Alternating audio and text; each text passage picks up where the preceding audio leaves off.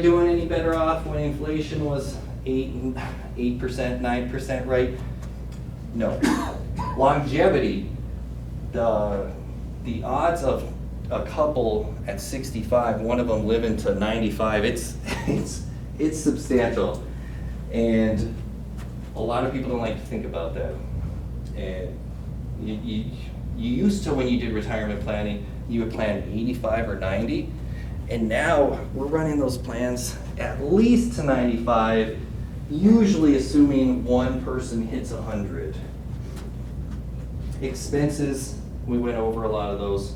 That could include taxes, but your largest expense is going to be the health care. And that's what most people wonder, hey, such an X factor, I can't control that. So that can certainly be a surprise. So what's the first thing you need to understand about retirement and taxes? You have to know what after-tax retirement savings picture looks like before retirement. And what does that mean? So this is talking about the difference between like a Roth or a pre-tax 401k. So if you have $500,000 saved in an IRA or 401k, it's not actually $500,000, right? Because it's got to come out and it's got to be taxed. So it's really a smaller amount. As low as $315,000 if you're in that highest tax bracket, but everybody takes a hit on those. And in addition, you must take the required RMDs each year after you turn 73 and 75. And if you're somebody who would rather just sell some property, or you have something in your checking or savings, or you're getting rental on farmland, you might not want to take that out, but it's going to come out anyways. So this is really small. You don't need to see the numbers, but it's just letting you know, hey, your after-tax distributions can change quite a bit depending on the tax rate. So this is showing 0, 12, and 33, and starting at 70, you can end up with quite the range depending on your taxes, anywhere from $900,000 down to $600,000. So again, when somebody has a certain amount in their 401k, that you have to adjust that for after tax. So yeah, I'll still have Social Security to supplement my income and Medicare to help pay my health costs. Yes, but they have their own tax traps. You need to plan for those too. And let's look at some. So different retirement approaches. So I love talking with clients about these. A lot of times the spouse finds out at the first time at our meeting what retirement means to their spouse. So, because some, and this is, I'm just thinking in my experience, over half, retired completely. I mean, when I'm done, I'm done. Otherwise, I'll just stay working. Or you semi-retire with fewer hours in your existing job. Okay, I don't recommend that. I've seen this many times. What does that usually mean? It means you negotiated yourself a pay cut, but you're working the same amount of hours. That's almost always what happens there. Semi-retire to a passion-driven job. That can go well for people. If it's passion-driven, you've already done it. You know what you're in for. Or retire and volunteer. And I've not seen yet, I know they're out there, but the last thing most people want to do when they retire, yeah, they want to volunteer, but they don't want to be locked into something, because otherwise you might as well be locked into a job. So it's got to be really flexible. I would be the same way. And everybody's different. So some of these slides will show, you all see the retirement, people walking on the beach, or the cruise ship, and that's just not what a lot of, maybe for a couple weeks a year. But I think about Mama Ross. She's got 18 grandchildren. And she might as well be the semi-retired to a passion-driven job, because she still works as a nurse, my mom does, but then every chance she gets, she's working harder when she goes to watch the grandkids. Mine are just a little too old to need to be watched anymore, so I don't feel the guilt as much as some of the younger brothers and sisters. But then you have my dad. What does he want to do? Putter at the farm he still works, but he spends the time thinking about, what am I gonna do when I get out to the farm and play around? So he now has nicer equipment out there than he did when he farmed. It's just funny how that works. So everybody has a different idea, and maybe the only dangerous thing is when you are retiring but you don't know what you want to do.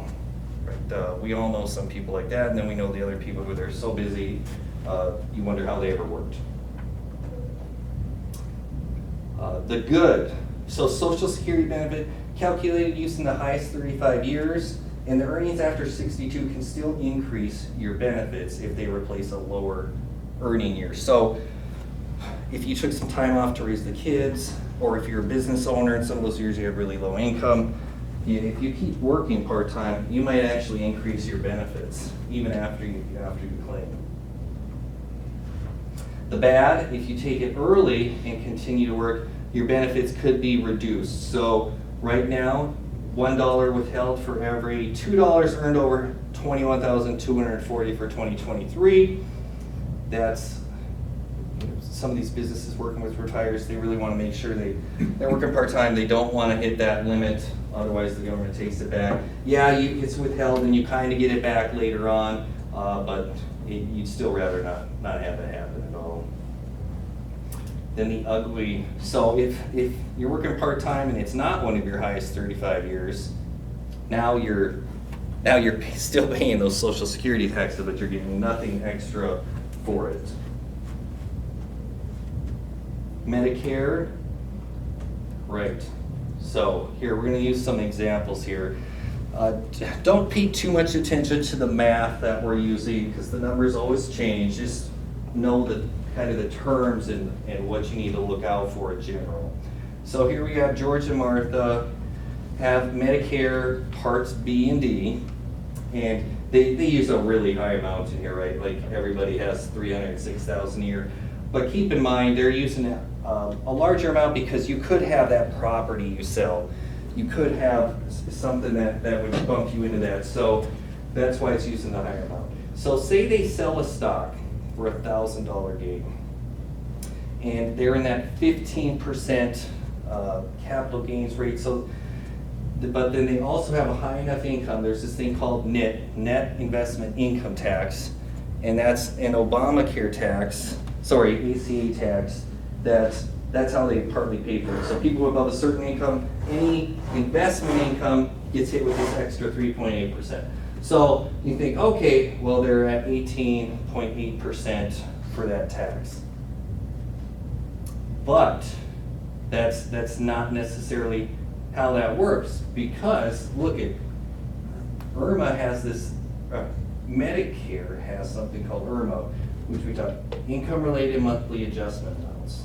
And it's a cliff. So if you go over just $1, now it jumps your amount. So whereas you might have been, and you can see this impacts everybody a lot smaller amounts, but you go $1 over into this next limit, now your monthly premium went from $329 to $428, and that's per person. So if you did that as a couple, each one, and there's your monthly premium increase. And that's what we were talking about on Tuesday, because somebody had been unloading some property and they were just getting hammered. And that's a 2-year look back, so you don't even know you have it until 2 years down the road, and then the IRS sends you a bill. Excuse me a second. Yeah, go ahead. So you're saying it wouldn't be necessarily 2023, No. it'd be the 2021. 2021, tax yes. form that they look at. It would be, yeah. So you file 2021 in early 2022, and it takes a while for the IRS to run that through, right? By the end of the year, you know what it is, because now it's starting 2023, and that's what they start billing you. That's why it's a 2-year delay. And this showing you it also impacts the Part D, not as much, right? The drug benefit, but yes. Now, there are some exceptions to this. If you have a specific life change, if you get divorced, if you get married, if one of you dies, and if you retire, and if you lose a property in a fire, specifically, you can submit SSA 44, it's a form that says, hey, that was a one-off. I don't really make that much. And then you can avoid the IRMA because of that. So if you ever have an IRMA charge, make sure to bring that up with your advisor or your tax accountant, because most of the time they'll accept an SSA 44 by default. And it'll really be up to them to look at your stuff and say, wait a minute, you said you retired, but you kept working, something like that. Otherwise, you can kind of get out of jail free card. And there is, even if you do have something else that isn't part of the, say somebody died, but you also earn more income that wasn't part of that exemption, it can wipe that out too, because it's all or nothing. Just that's the important thing to remember. If you get hit with IRMA, talk about submitting SSA 44 and getting them to relieve you of that. Is that a one-time thing? That's a yearly thing, so they recalculate it every year. So yeah, you can go in and out of that each year. They'll look back 2 years each time. And if you submit SSA 44, that's only good for the year. You'd have to submit it again for the next year, because it's just, here they come again the year later and you were still earning that 2 years before, then they know you weren't being truthful on that. Is that filed with the regular the yearly tax filings? SSA 44, That form, yes? I think you can submit it with that, but you can also do it separately. Okay. Yeah. Anything else? This is a pretty good one, especially when we heard somebody paying let's go back. They were paying the 527 because their spouse died, so that's the widower's penalty or widow penalty, right? You had a certain amount of income, it's gonna be taxed lower because you're a couple, but now you're just filing as a single and you've got these lower amounts, but you're still pulling out the same amount of money. So hammered her twice, selling property and her husband passed away. This is just totaling that up. Your 1 year IRMA total surcharge is almost $3,000, all for selling that stock for a $1,000 gain. If this happens to you and you have an accountant, a CPA, a financial advisor, a brother-in-law who does your taxes, that's me sometimes actually as well, they should have caught that. That's what they're paid for. I mean, not if you didn't use them 2 years previously, because it's the 2 years, but that's part of tax planning. And just another calculation there, it's coming up with the percent. So your effective tax rate was 302% on that gain is what it comes out to. Medicare enrollment, okay, coverage gaps and late penalties. This does hit some people. Jim and Ann, they're both 68. Jim retired at 65, and 1 year later at 66. They get coverage through Ann's employer, who offers retiree health insurance. So when should they enroll in Medicare Part B? Any ideas? Anybody want to take a guess, stick their neck out on that? October 7th? October 8th, yeah. So no, what they're getting at here is you can delay, if you're still working and you're covered under a plan, you don't have to apply for the Medicare Part B. But if you retire and you're on the retiree health plan, that doesn't count as creditable coverage. So you will get the penalty, and if you wait too long, the penalty is for life. So this is just making a calculation to show you can't get Medicare coverage instantly, because there's the open enrollment, like I said, October 15th is it, when it starts, to January 15th. And so there you end up with a 10% base of the base premium for life, and then that will increase every year depending on your IRMA as well. So could translate to a lifetime $10,000 mistake. Watch for coverage gaps. Yeah, the big takeaway there, just know if you retire, if your company offers retiree health benefits, that's not, you still apply for Part D relief. Anybody else? Anybody got hit with that one specifically, where they left or had to deal with that? There's nobody who's going to catch that for you. unless you're working with somebody who's helping you with all your benefits, because the Social Security isn't gonna get a hold of you, say, wait a minute, did you mean to apply? Yeah, that's not gonna happen. Well, they'll come for the extra, for the penalty. Are there any other tax traps we will face? All right. Key number 3, you must plan how and when you will use your taxable, which is like your checking account or a brokerage account, something outside of your IRA or your retirement, your tax deferred, like 401k, or tax-free assets to manage your income and tax brackets efficiently. So that is, as an advisor, this is where we really get our hands dirty in here, because most people have some from at least 2 of those pot of dollars, sometimes 3, or they're younger and they're wondering how much to put in each bucket. So let's look at some examples. What accounts to spend first? So Sam and Mary, they come up with $8,500 a month. And that's usually, if you've been to an advisor, or even if you're considering retiring, that's probably the first thing you think of. How much do I need put into my account every month?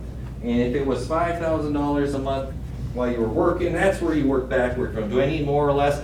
Okay, no, well, let's stay with $5,000. What do I need to do to get there? So they determined that $8,500 a month. They both have $450,000 in their IRA, and then they both have $60,000 in a Roth IRA. Then they have their joint bank account at $300,000. P.S. The first thing we end up doing is, if you have money sitting in a CD or a savings account earning 1% or less or 2%, yes, what we said at the beginning, treasuries are earning 5.5% right now, and you can't get any more secure than a treasury. So please do at least talk to the bank about getting a short-term CD, even those are over 5% right now. They usually won't call you because they like having the checking that's earning almost nothing. Now what are they getting for a car loan now? I don't know, but it's got to be over 8%.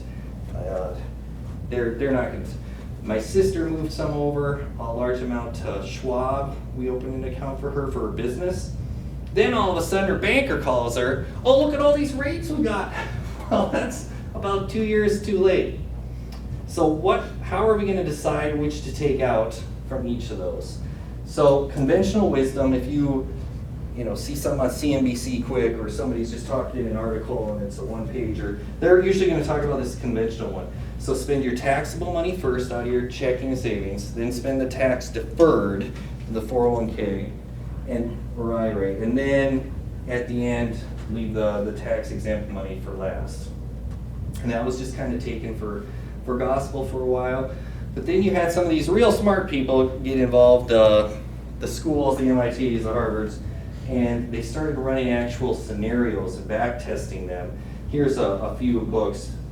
Again, you'll get the handouts if you want to look at those. I bet they're not very great reads. But they're finding that that's not necessarily the best case for a lot of people.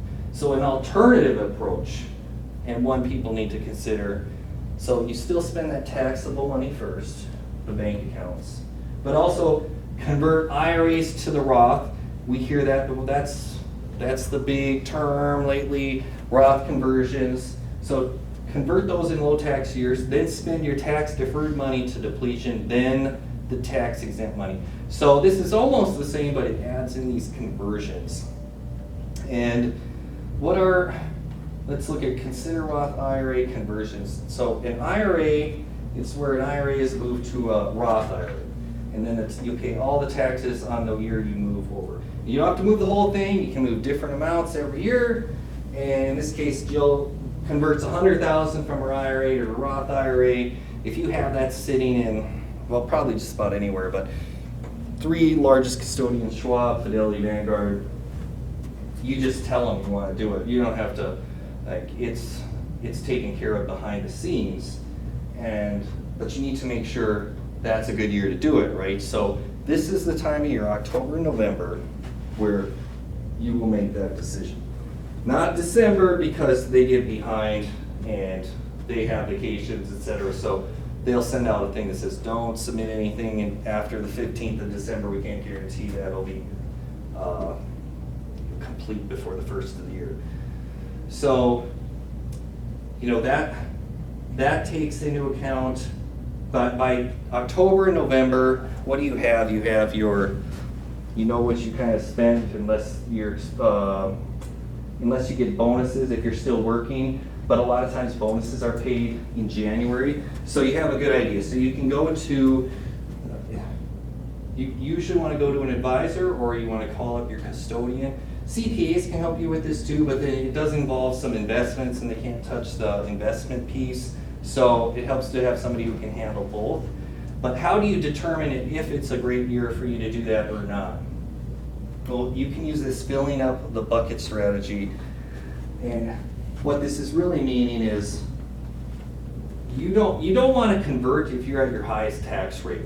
Like if you're at your highest earning year right now, why convert, pay it at that rate, and then you retire and you're paying at half the tax rate? You don't want to do that. So you determine what you might have for a tax rate in retirement first. Then you go back and look, hey, I'm probably going to pay 24% at the top rate, right? Everybody pays some in 10, 12, 22 if they have that much money. And then you know that, hey, it looks like I'm going to pay 24%. Well, let's fill up that 22%. So I've got another 50,000 I can I can convert before I hit the 24% tax bracket. So that's what you would do in simple terms. There's some other things to consider, but that's the majority of what you're looking at behind the scenes. So again, it's best to do it in years where you have low income. And some example of that, business owners with unusually low sales, business owner with unusually high expenses, high non-recurring medical bills. So you can deduct medical bills if you